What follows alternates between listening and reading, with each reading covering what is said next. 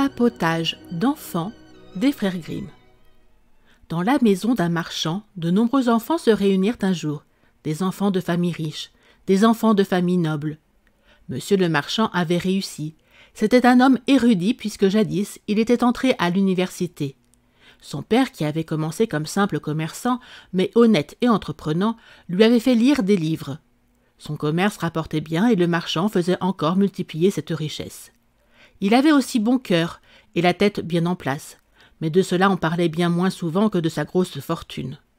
Se réunissaient chez lui des gens nobles, comme on dit, par leur titre, mais aussi par leur esprit.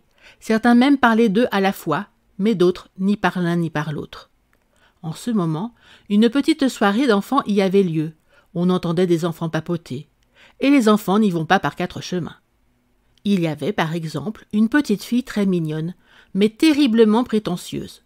C'étaient ses domestiques qui le lui avaient appris par ses parents qui étaient bien trop raisonnables pour cela. Son père était majordome, c'était une haute fonction, et elle le savait bien. « Je suis une enfant de majordome », se vantait-elle. Elle pouvait aussi bien être la fille des Tartempions, on ne choisit pas ses parents. Elle raconta aux autres qu'elle était noble, et affirma que celui qui n'était pas bien né n'arriverait jamais à rien dans la vie. On pouvait travailler avec assiduité, si l'on n'est pas bien né, on n'arrivera à rien. Et ceux dont les noms se terminent par Sen, proclama-t-elle, ne pourront jamais réussir dans la vie. Devant tous ces Sen et Sen, il n'y a plus que poser ses mains sur les hanches et s'en tenir bien à l'écart.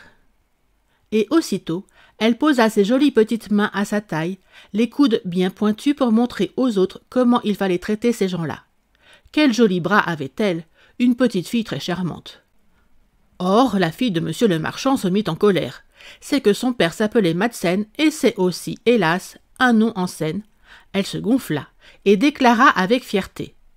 Seulement mon père peut acheter pour 100 écus d'or de friandises et les jeter dans la rue, et pas le tien.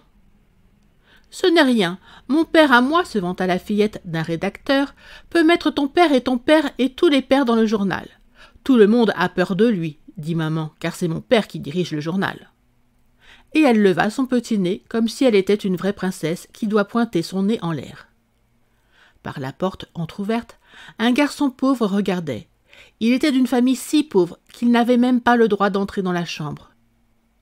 Il avait aidé la cuisinière à faire tourner la broche, et en récompense, on l'autorisait à présent à se placer pour un petit moment derrière la porte pour regarder ses enfants nobles, pour voir comme ils s'amusaient bien. C'était un grand honneur pour lui. « Oh, si je pouvais être l'un d'eux !» soupira-t-il. Puis, il entendit ce qu'il s'y disait, et cela suffit à lui faire baisser la tête. Chez lui, on n'avait pas un écu au fond du bahut, et on ne pouvait pas se permettre d'acheter les journaux, et encore moins d'y écrire.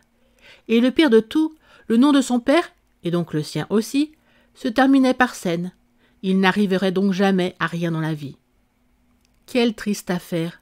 On ne pouvait pourtant pas dire qu'il n'était pas né, pas cela. Il était bel et bien né, sinon il ne serait pas là. Quelle soirée! Quelques années plus tard, les enfants devinrent adultes. Une magnifique maison fut construite dans la ville. Dans cette maison, il y avait plein d'objets somptueux. Tout le monde voulait les voir, même des gens qui n'habitaient pas la ville venaient pour les regarder. Devinez à quel enfant de notre histoire appartenait cette maison. Eh bien, la réponse est facile. Ou plutôt, pas si facile que ça.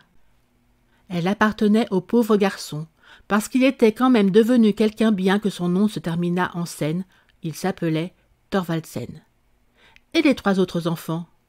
Ces enfants remplis d'orgueil pour leur titre, l'argent ou l'esprit. Ils n'avaient rien à s'envier les uns aux autres. Ils étaient égaux. Et comme ils avaient un bon fond, ils devinrent de bons et braves adultes. Et ce qu'ils avaient pensé et dit autrefois n'était que papotage d'enfants. Merci d'avoir écouté cette vidéo. Si cette vidéo vous a plu, vous pouvez vous abonner gratuitement à la chaîne Coin Livre Audio. N'oubliez pas de liker avec le pouce vers le haut. Vous pouvez aussi me laisser un commentaire. À bientôt.